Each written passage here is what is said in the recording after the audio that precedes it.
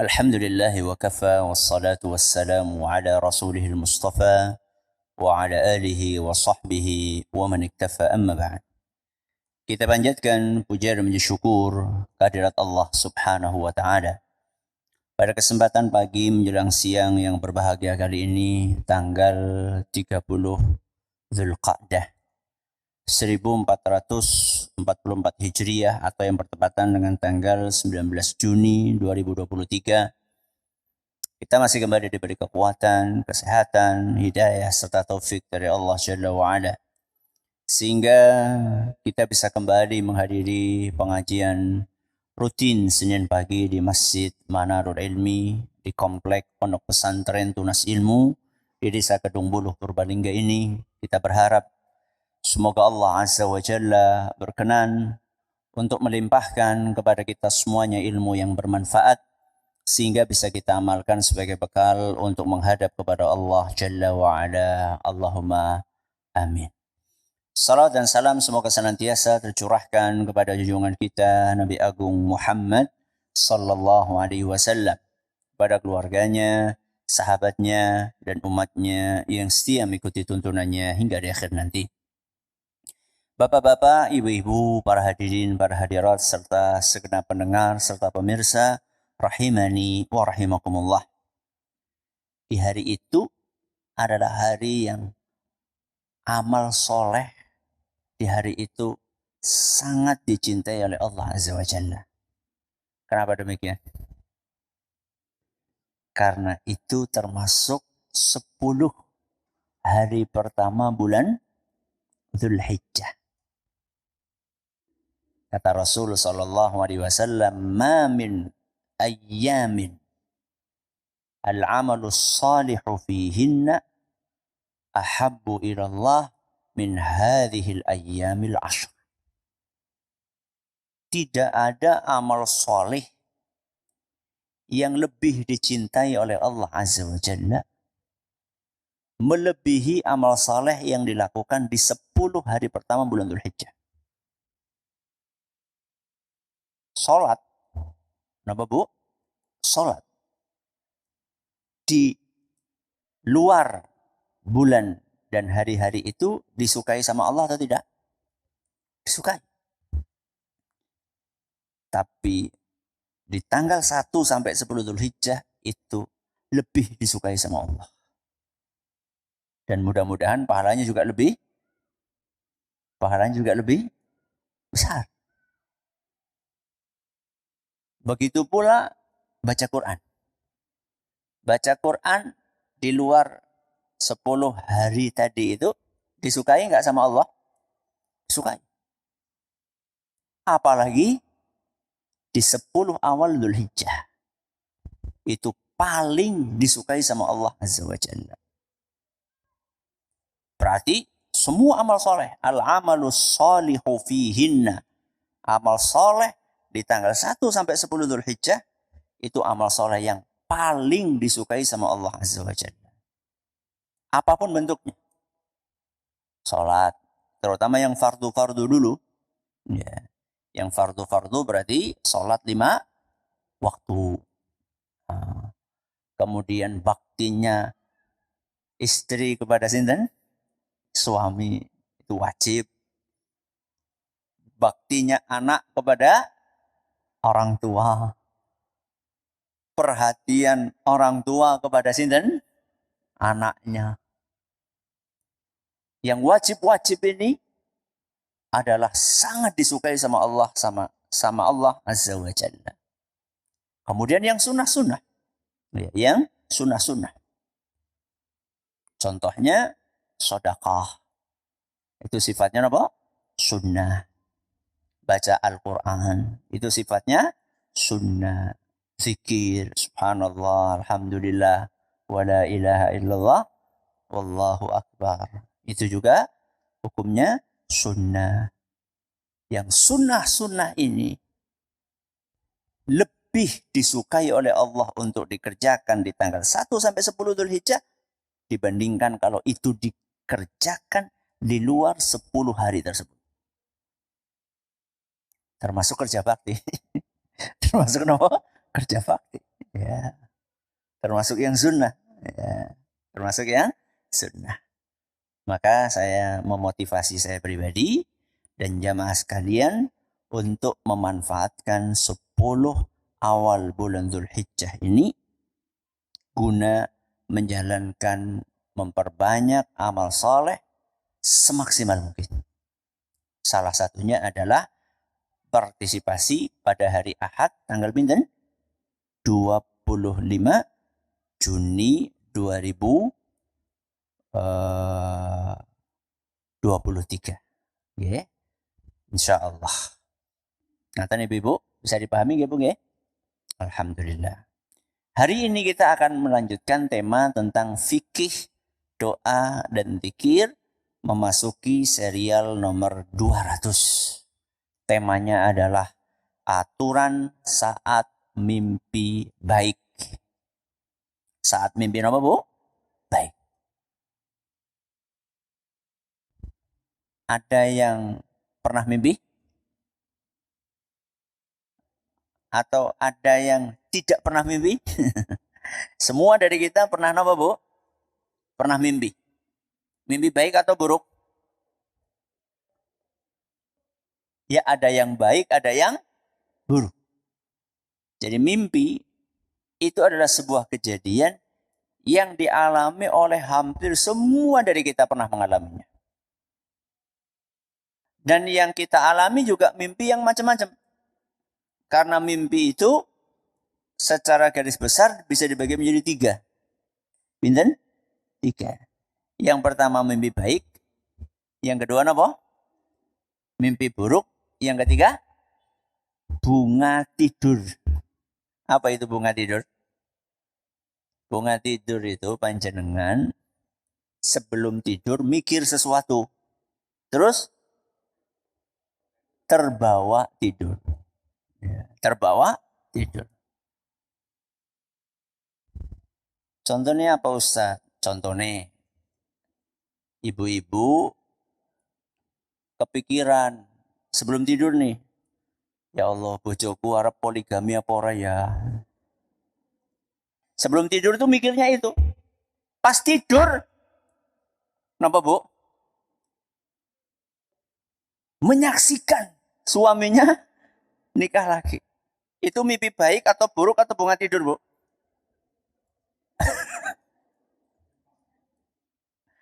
Nek carane bapaknya mimpi baik ya. Carane ibune mimpi buruk. Carane nyong bunga tidur. Kenapa bunga tidur? Karena sebelum tidur mikirin itu. Ya. Sehingga kebawa sampai mana? Sampai mimpi di dalam tidur. Jadi rata-rata kita itu pernah mengalami mimpi. Tapi sayangnya nggak banyak di antara kita yang tahu aturan mimpi. Jadi mimpi itu ada aturan mainnya. Aturan main kalau kita mimpi. Baik itu mimpi baik ataupun mimpi buruk. Entah itu mimpi baik maupun mimpi buruk.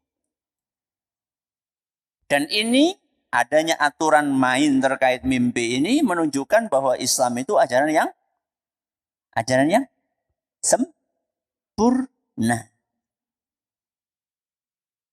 Bayangkan sampai mimpi aja ada apanya? Ada aturannya. Itu sempurna banget Islam itu. Sampai mimpi pun ada aturannya. Apa aturannya? Sebelum kita bahas apa aturannya, mari kita dengarkan beberapa hadis Rasulullah Shallallahu Alaihi Wasallam terkait dengan mimpi. Dan hari ini kita hanya akan membahas mimpi baik saja. Nanti di pertemuan berikutnya kita akan membahas mimpi buruk. Ya. Supaya kita bisa fokus, nggak kecampur-campur antara aturan 2 jenis mimpi tersebut.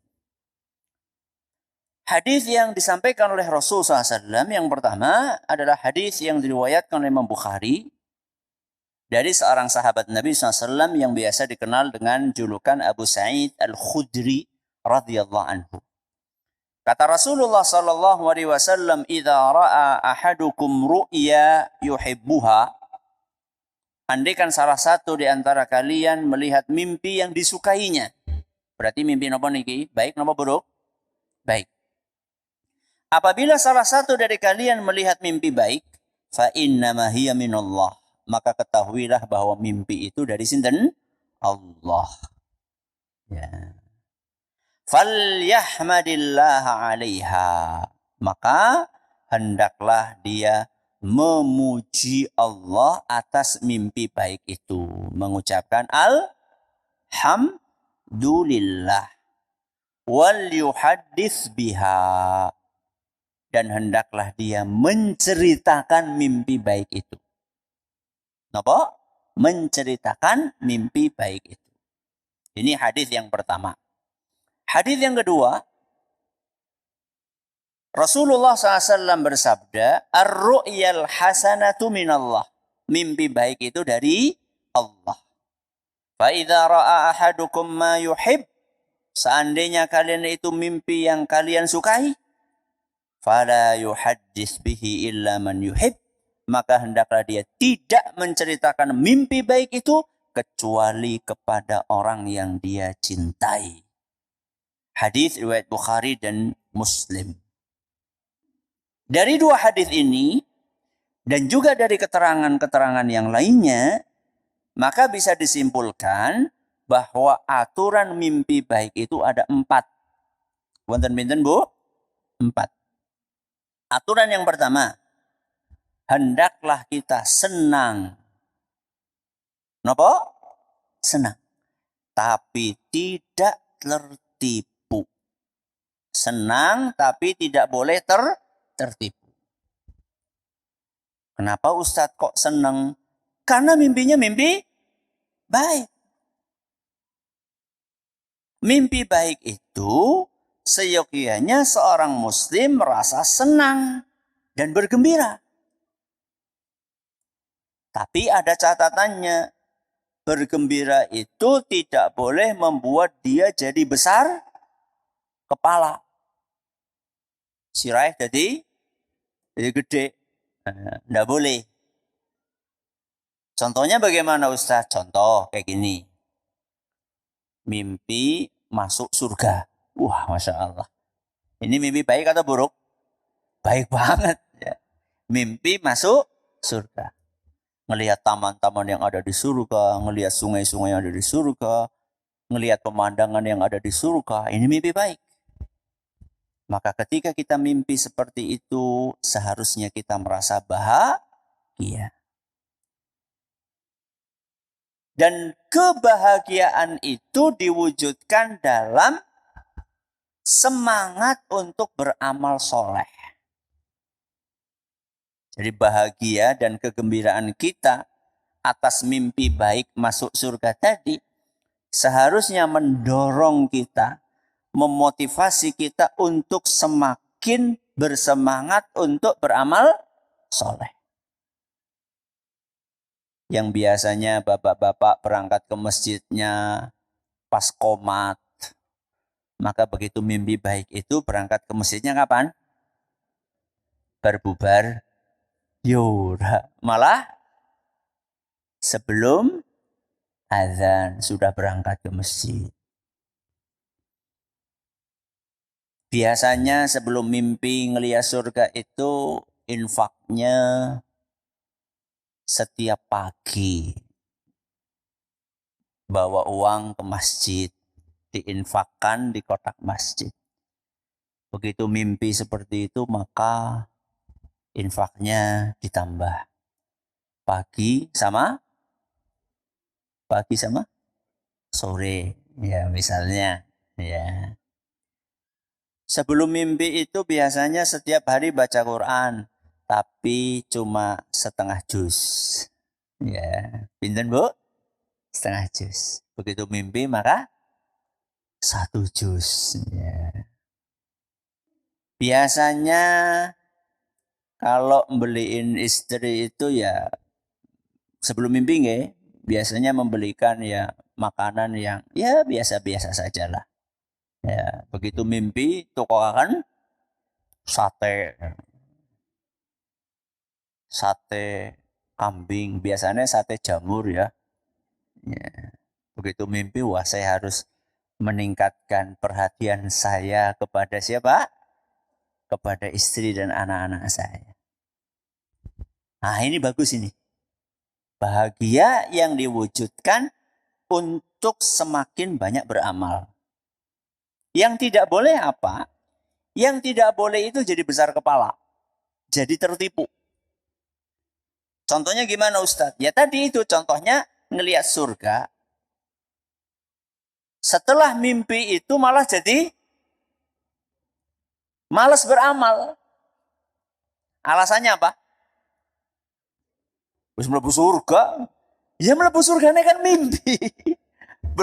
belum masuk surga beneran, cuma mimpi aja. Itu tertipu itu namanya. Kayak tadi itu kasusnya.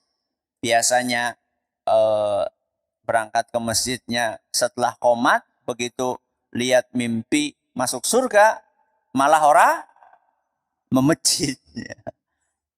Itu berarti tertipu itu dengan mimpinya. Ya, tertipu dengan mimpinya. Biasanya infak sehari sekali, malah setelah itu jadi nggak infak sama sekali. Biasanya baca Quran setengah juz, setelah itu malah babar belas nggak mau baca Quran dengan alasan wis genah mlebu surga, sudah pasti masuk surga. Padahal itu baru mimpi. Makanya ada seorang ulama besar, biasa dikenal dengan nama Ibnu Sirin. Ibnu Sirin rahimahullah. Beliau itu dikisahkan sering menakwil mimpi. Menakwil mimpi itu membaca mimpi. Ya. Menakwil mimpi itu membaca mimpi. Dan bahkan sampai ada sebuah buku yang dinisbatkan kepada beliau tentang takwil mimpi. Cuman para ulama mengatakan penisbatan buku itu kepada Imam Ibnu Sirin perlu dicek kevalidannya, ya, keotentikannya, apa betul beliau yang nulis. Bahkan tidak sedikit ulama yang meragukan. Kayaknya bukan tulisannya beliau itu. Ya. Buktinya di dalam kitab Al-Adab Syar'iyyah karya Imam Ibnu Muflih diriwayatkan bahwa Imam Ibnu Sirin itu pernah didatangi orang nanya tentang mimpi. Dan orang gemen-gemen, nggak tanggung-tanggung. Yang ditanyakan tuh 100 mimpi. Pinten? 100 mimpi.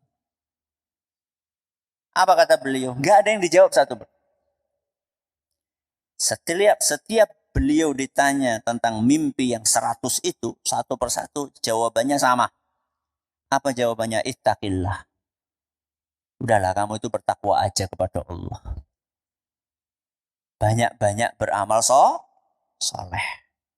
Mimpi itu nggak ngefek nanti dalam dunia nyatamu. Yang penting bagaimana kamu beramal. Itu nasihatnya seorang ulama besar. Ini ulama salaf. Kalau ulama kontemporer, kami selama kuliah di Madinah, alhamdulillah selama 10 tahun itu ya berusaha untuk rutin menghadiri pengajian seorang ulama besar di Madinah namanya Syekh Abdul Muhsin Al-Abbad. Syekh Abdul Muhsin Al-Abbad hafizahullah. Ayahnya Syekh Abdul Razak Al-Badr yang biasa datang ke Indonesia ngisi di Masjid Istiqlal, ya. Beliau, Syekh Abdul Muhsin Al-Abbad ini, di majelisnya sering banget ditanya tentang mimpi. Dari mana-mana orang nanya mimpi. Syekh, semalam saya mimpi kayak gini. Takwilnya apa? Ya, tolong dibaca mimpi saya itu maksudnya apa? Jawabannya, wallahu a'lam. Jadi saya belum pernah selama sekitar 10 tahunan menghadiri pengajian beliau yang harian. Jadi pengajiannya setiap hari, kecuali malam Jumat libur. Ya, jadi liburnya sehari dalam sepekan.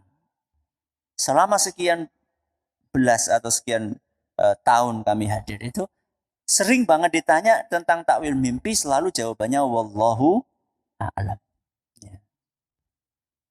Karena takwil mimpi itu nggak boleh sembarang, nggak boleh. Ya. Yang ada adalah ya mudah-mudahan baik gitu aja. Mudah-mudahan apa? Baik. Ya mudahan itu pertanda baik. Nanti kita akan jelaskan di poin yang kedua. Jadi yang perlu digarisbawahi adalah jangan sampai kita tertipu dengan mimpi. Ya. Apalagi sampai mimpi, gara-gara mimpi itu terus jadi nggak beribadah. Ada itu orang seperti itu.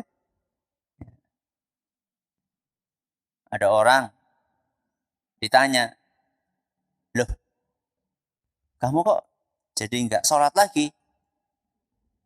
Kamu kok jadi nggak puasa lagi? Oh saya sudah levelnya sudah nggak sholat lagi. Ya. Wis ora syariat maning. Aku levelnya wis hakikat. Ya, levelnya sudah beda. Kalau kayak kamu itu ya levelnya level syariat, sholat, puasa.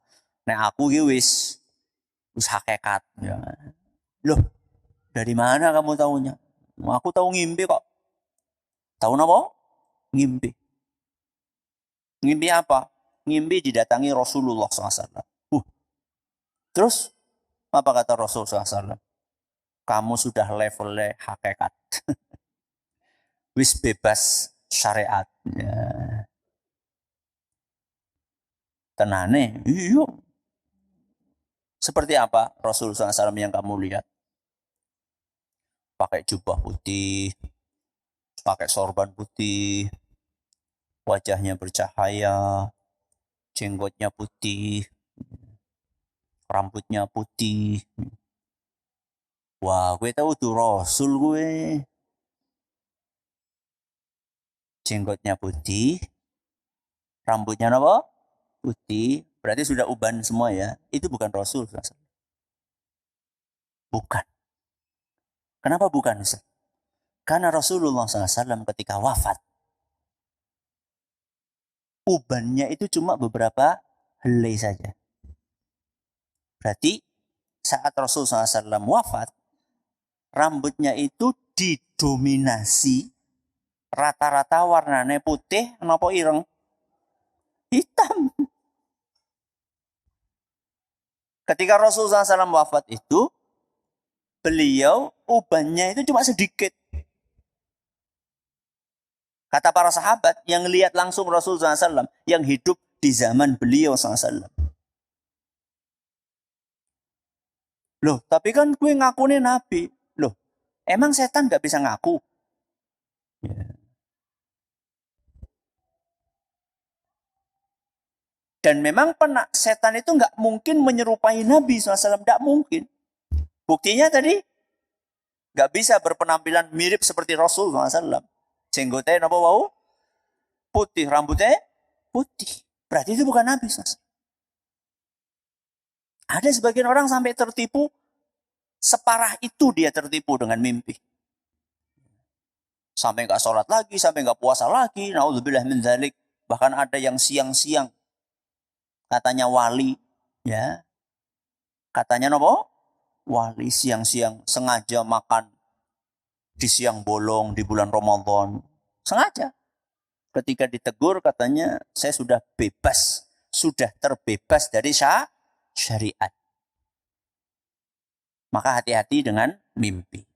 Ini adalah aturan yang pertama, senang tapi tidak boleh nopo? Tertipu. Yang kedua, ketika kita mendapatkan mimpi baik, maka seharusnya kita memuji Allah.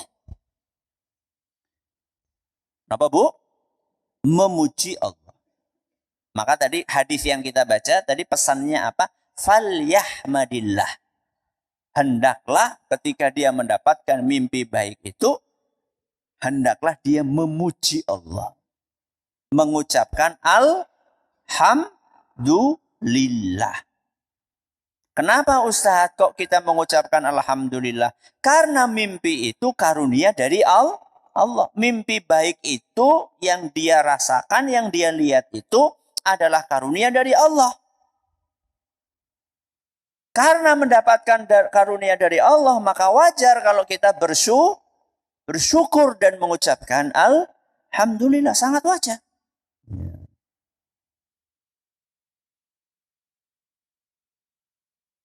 Nah, kalau mimpi itu biasanya, kalau mimpi baik itu biasanya tujuannya apa?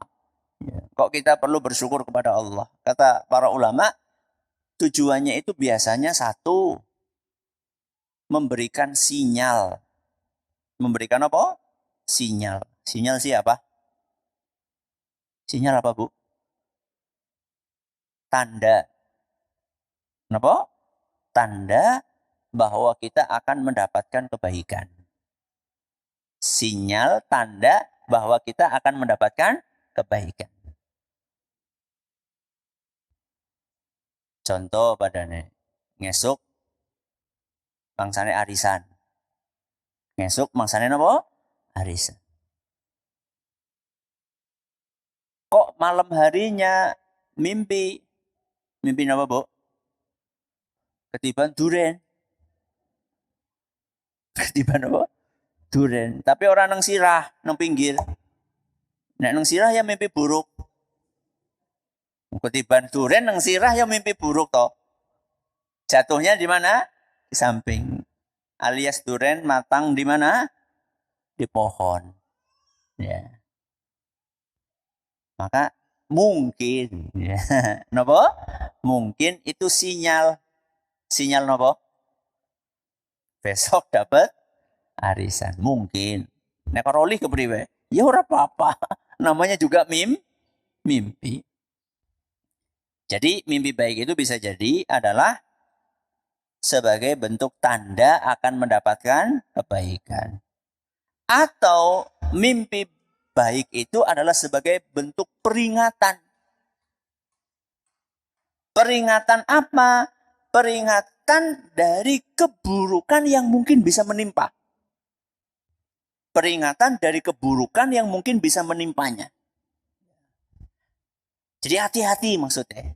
Ya, hati-hati, bisa jadi ada orang pengen berbuat jahat sama kamu. Sehingga bisa jadi dalam mimpi itu semacam pesan supaya menjauhi si A misalnya.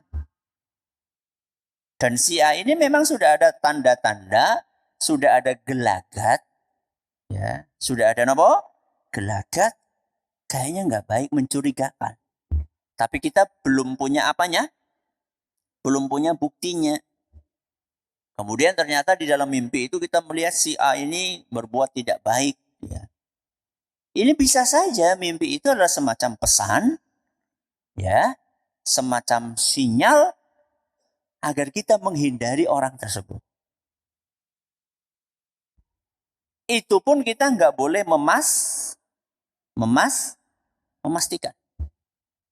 Dalam arti ya nggak boleh kita ujuk-ujuk teka, kita datang ke orang itu ke mau bengi nyong ngimpi kayak gini ya. Sikit wis ngana, rasa perak-perak karo nyong. Ya bukan seperti itu maksudnya. Semalam saya mimpi kamu nggak baik gini. Pokoknya mulai hari ini kamu harus menjauh dari saya. Enggak juga. Tapi meningkatkan kewaspadaan. Ya. Ini yang kedua. Yang pertama apa tadi, Bu? Sinyal akan mendapatkan kebaikan. Yang kedua apa tadi? Peringatan dari keburukan. Yang ketiga mungkin ya bisa jadi mimpi itu maksudnya adalah arahan. Arahan itu nggak petunjuk. Arahan atau petunjuk untuk memilih langkah yang mesti diambil. Ya. Langkah yang mesti diambil. Kadang kita itu bimbang ya, mau ngambil sebuah keputusan. Mau mengambil sebuah keputusan. Misal, saya akan tinggal di rumah ini, akan nyewa rumah ini, akan beli tanah ini atau tidak. Akan tinggal di sini atau tidak. Akan ngontrak di sini atau tidak. Itu kadang-kadang kita ragu. Maju, mundur, maju, mundur. Kalau dalam agama kita, dalam kondisi seperti itu, yang disunahkan melakukan apa? Salat istikharah. Minta petunjuk kepada sinten? Kepada Allah Subhanahu wa ta'ala. Kemudian selain salat istikharah adalah minta pertimbangan. Minta masukan. Musyawarah. kepada orang yang kita percaya. Ya. Minta pertimbangan kepada orang yang kita percaya. Setelah itu kita melangkah. Setelah itu kita melangkah. Seandainya dilancarkan sama Allah, maka itulah yang terbaik. Seandainya kemudian sama Allah subhanahu wa ta'ala dipersulit dan akhirnya gagal, berarti itu juga yang terbaik. Nah, kadang-kadang bisa saja ya, sinyal-sinyal pesan itu muncul dalam mimpi, itu bisa. Walaupun tidak selalu seperti itu. Ya. Karena ada sebagian orang, wis sholat istikhara urung, wis ngimpi urung, sholat maning. Enggak harus seperti itu. Jadi sholatnya nanti ping 10, ping 11. Soalnya urung apa? Urung ngimpi, urung ada wangsit. Ya. Enggak seperti itu. Istikharah, ya, melangkah. Dan bisa saja Allah mengirimkan pesan lewat mimpi, itu bisa. Arahan. Bisa juga arahan itu, contohnya, tadi kan milih langkah. Bisa jadi arahan itu terkait dengan masalah sihir. Kenapa? Sihir. Orang itu kalau menyihir, ya, tukang sihir, tukang santet, itu kalau menyihir seseorang, biasanya dia punya media. Punya media. Medianya itu kadang-kadang bentuknya tali. Kenapa? Tali. Tali yang diapain? Tali yang diikat-ikat. Ya. Ya aku udah lagi praktek loh. Ini cuma nyontoin aja. Ya. Jadi tali diikat, kemudian dibacain mantra. Kemudian ngikat lagi, dibacain apa lagi? Mantra. Ingat lagi, dibacain mantra. Setelah itu tali ini disembunyikan oleh tukang sihir. Tali itu disembunyikan. Entah itu dipendem, ya ditanam di mana, atau ditaruh di mana, ditaruh di sumur tua atau bagaimana. Lalu si korban kenalah sihir. Itulah firman Allah Azza wa Jalla, min syarrin naffatsati fil uqad. Surat apa niku? Surat Al-Falaq nggih. Qul a'udzu birabbil falaq min syarri ma khalaq wa min syarri ghasiqin idza waqab. Terus apa?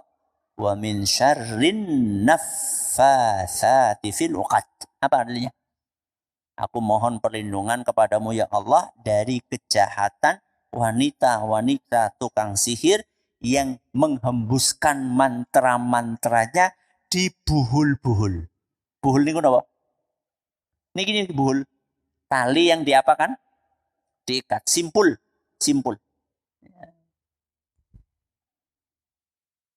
Karena simpul ini disembunyikan sama si tukang sihir, maka nggak mesti ketemu. Padahal nggih, salah satu langkah yang seyogyanya dilakukan untuk melepas si korban dari sihir adalah memusnahkan simpul itu. Kenapa? Memusnahkan simpul itu. Dan dibuka. Simpulnya di apa? Dibuka. Kemudian dimusnahkan. Masalahnya kan, itu kan disembunyikan. Dan belum tentu kita bisa tahu siapa yang nyihir. Maka salah satu caranya adalah dengan berdoa kepada Allah Azza wa Jalla. Kenapa? Berdoa, ya Allah, mudahkanlah aku untuk menemukan buhul itu agar bisa kami musnahkan. Nah, pesan arahan itu bisa muncul di mana? Di mimpi. Bisa muncul di mimpi. Oh, tempatnya di sana. Jebule nengisor apa? Nengisor wit. wit pelem pojok rumah misalnya. Ternyata begitu digali benar nemu itu. Ya. Bahkan ada bapak-bapak, ibu-ibu yang kami hormati, ditaruh di bawah keramik rumah. Ini kejadian nyata, ada seorang merehab rumahnya, begitu diganti keramiknya, di bawah semen itu banyak kayak gitu tuh. Kayak gini nih. Ternyata itu adalah sihir. Na'udzubillahi min dzalik. Baik, ini adalah adab yang kedua. Adab yang ketiga, menceritakan mimpi itu kepada orang lain. Kepada sinten? Kepada orang lain. Siapa orangnya? Karena mimpinya baik, maka orangnya harus baik. Ya. Mimpi baik diceritakannya kepada siapa? Orang yang baik. Apa kata Rasulullah SAW? Wal yuhaddits biha. Hendaklah ia menceritakan mimpi baik itu. Ini di riwayat yang pertama. Di riwayat yang kedua dijelaskan secara spesifik, fala yuhaddits bihi illa man yuhib. Hendaklah kalau dia mau cerita, ceritakanlah kepada orang yang dia sukai. Berarti tidak sembarang orang. Nah, orang yang baik itu yang seperti apa, Ustadz? Orang yang baik itu ya orang yang biasa memotivasi kebaikan. Orang yang biasa menolong kita dalam kebaikan. Contoh misalnya, orang yang baik itu ya orang yang setiap ada pengajian mengingatkan kita, oke, mangsane mangkat ngaji ke, si kan dina apa? Dina apa, Bu? Senin. Yuk mangkat ngaji. Ya. Waduh, nyong lagi sibuk banget misalnya. Kemudian teman kita itu mengingatkan bahwa anu sejam iki kok jam 10 sampai jam berapa? 11. Ini teman baik ini namanya. Teman baik. Berarti teman yang tidak baik bagaimana, Bu? Arep angkat ngaji malah dicek belanja. Ya. Wis rapi temen, Bu, apa ngendi? Ngaji. Ngapa ngaji? Mendingan apa? Shopping. Ini teman tidak baik. Kalau jenengan mau cerita, maka ceritalah mimpi baik itu kepada orang-orang yang baik.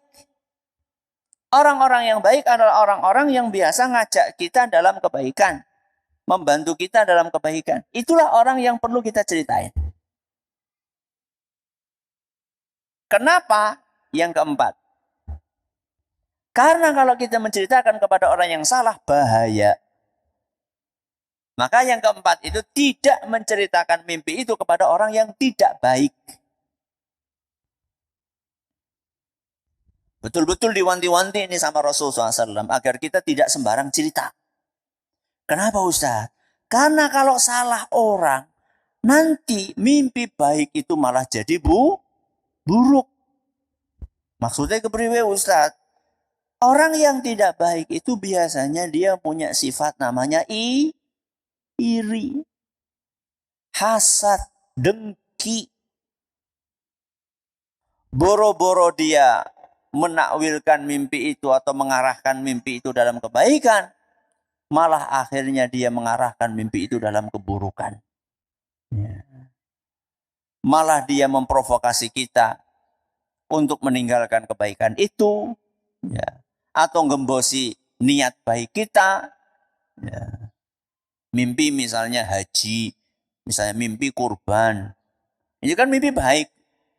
Kita sudah berniat tuh mau kurban. Terus kita cerita kepada teman yang tidak baik, aku lu ngimpi kurban. Laus rosah ngimpi gue mendingan duitnya kok tuku. Tuku apa, Bu? Ya, 3 juta ya lumayan nggih. Ya, mendingan gue ganti HP pada nih. Ya. Mendingan gue macam-macam yang kurang bermanfaat, ya. Ini orang yang tidak baik itu seperti itu. Maka yang keempat, tidak menceritakannya kepada orang yang tidak baik.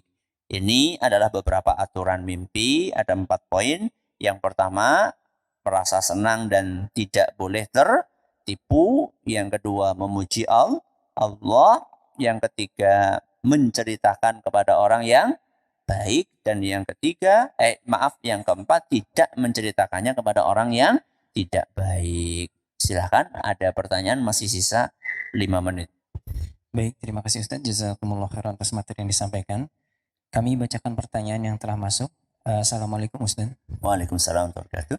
Ustadz, pertanyaan terkait kurban.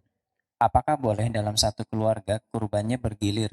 Misalnya tahun ini ayah, tahun berikut ibu, dan tahun berikutnya anak-anaknya. Atau cukup atas yang berkorban itu kepala keluarganya saja Ustadz? Jazakumullah khair. Kalau memang dana itu dari si ayah misalnya, dana itu dari siapa? Dari ayah. Maka sudah kurban atas nama ayah plus siapa? Keluarganya.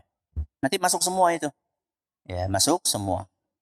Istrinya, anak-anaknya, bapaknya, ibunya, ya, itu masuk semua. Atau misalnya kurban itu duitnya dari si ibu misalnya. Kemudian dia atas nama kurban atas nama si ibu dan keluarganya. Nanti akan masuk semua. Itu wallahu a'lam yang lebih pas insyaallah. Ya. Terima kasih Ustadz. Pertanyaan berikutnya, Ustadz, saya lebih sering mengalami mimpi buruk dan jarang sekali mendapati mimpi baik, padahal saya sudah selalu berdoa ketika tidur, menjelang tidur. Mohon nasihatnya Ustadz. Jazakumullah khairan. Nasihat saya, ikuti pengajian berikutnya. Ya. Ikuti pengajian berikutnya, serial nomor 201. Ini kan nomor 200 ya. 201 nanti temanya adalah aturan saat mimpi buruk. Ya. 2 pekan lagi insya Allah. 2 pekan lagi insya Allah. Ya. Tapi khawatirnya nanti saya nggak hidup atau jenengan nggak hidup. Ya, nggak tahu siapa yang mati duluan. Intinya kalau mimpi buruk itu nggak usah diceritain. Satu, nggak usah diceritain. Yang kedua, kalau mimpi buruk itu adalah berusaha untuk mengganti posisi tidur. Mengganti posisi tidur. Kalau menghadap kiri terus jadi menghadap nopo kanan. Yang ketiga adalah meludah ke sebelah kiri 3 kali. Nopo? Meludah ke sebelah kiri 3 kali. Dan berta'awudz. Nopo ta'awudz? A'udzu billahi minasyaitonir rajim. Ya. Ini beberapa etika atau aturan terkait mimpi buruk dan kita akan sampaikan dalilnya insyaallah di saat kita memasuki serial nomor 201 insya Allah. Ya, pas waktunya jam 11. Mudah-mudahan Allah memberkahi amal soleh kita semuanya. Terima kasih atas perhatiannya. Mohon atas segala kurangannya. Kita akhiri dengan doa kafaratul majlis. Subhanakallahumma bihamdika. Asyhadu an la ilaha illa anta. Astaghfiruka wa atubu ilaik. Assalamualaikum warahmatullahi wabarakatuh.